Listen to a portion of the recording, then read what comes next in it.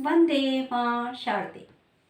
कल हमने आपको प्रयत्न सिखा रहे थे, यानी आभ्यंतर पूरा सिखा दिया था। और आज हम आपको सिखाएंगे बाह्य प्रयत्न। ठीक है, बाह्य प्रयत्न दो प्रकार का होता है, बता चुके हैं हम आपको। एक तो पहला होता है घोष और दूसरा होता है अघोष। यानी घोष को हम सघोष भी कह सकते हैं, यानी घोष से युक्त। सघोष यानी ध्वनि से युक्त, घोष से युक्त।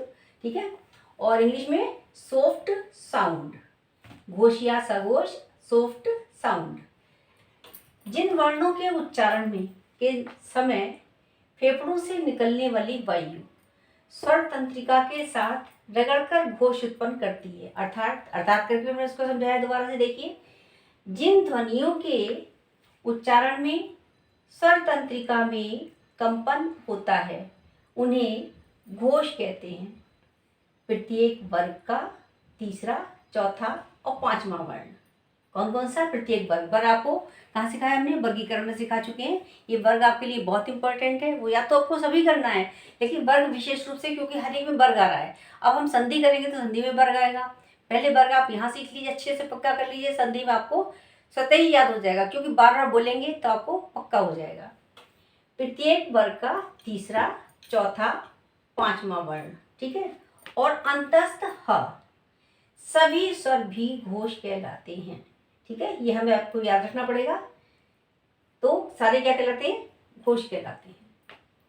और अघोष क्या है? अघोष को इंग्लिश में कहते हैं हम अनवॉइस्ड साउंड। अनवॉइस्ड साउंड, जिसमें साउंड ना हो, यानी बहुत नाम मात्र साउंड हो। ठीक है, जब बिना बोले तो हम कुछ पढ़ ही नहीं सकते, समझ ही नहीं सकते, इसलिए इसका नाम रखा है अघोष, यानी अनवॉइस्ड साउंड।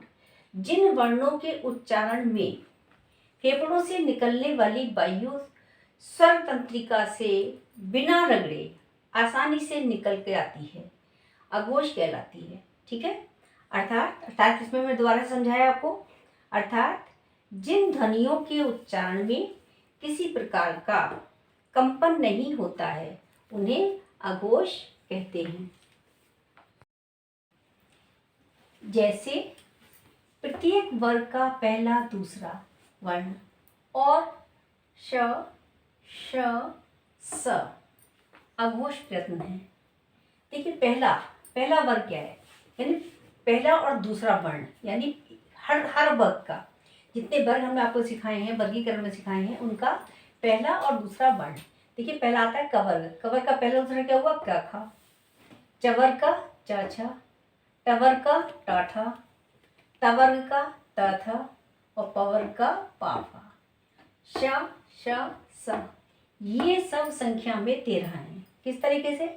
यानी पहला वर्ग, कवर्ग का पहला क्या हुआ? 2 ये हो गए, चवर्ग के 2 हो गए 4, टवर्ग के 2 6, तवर्ग के 8 और पवर्ग के 8 2 10, 11 12 13।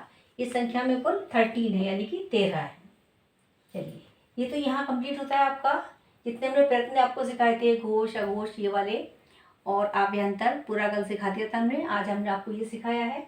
और देखिए, एक क्वेश्चन बहुत सिंपल सा होता है, लेकिन अक्सर पूछ लिया जाता है, लिपि, जो कि हम शायद छोटी क्लास में भी सीखते हैं, 3rd 2nd इसमें क्लास में सिखाया जाता है लिपि किसे कहते हैं।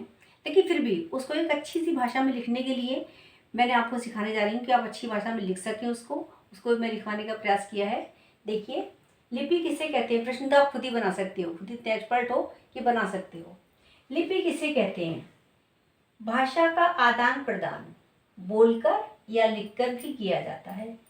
लिखित भाषा में मूल ध्वनियों के लिए जो चिन्ह मान लिए गए हैं उन्हें वर्ण कहते हैं, और जिस रूप में उन्हें लिखा जाता है उसे हम क्या कहते हैं? उसे हम लिपि कहते हैं। हमारी हिंदी भाषा की लिपि देवनागरी है। चलिए, लिपि का ज्ञान करा दिया।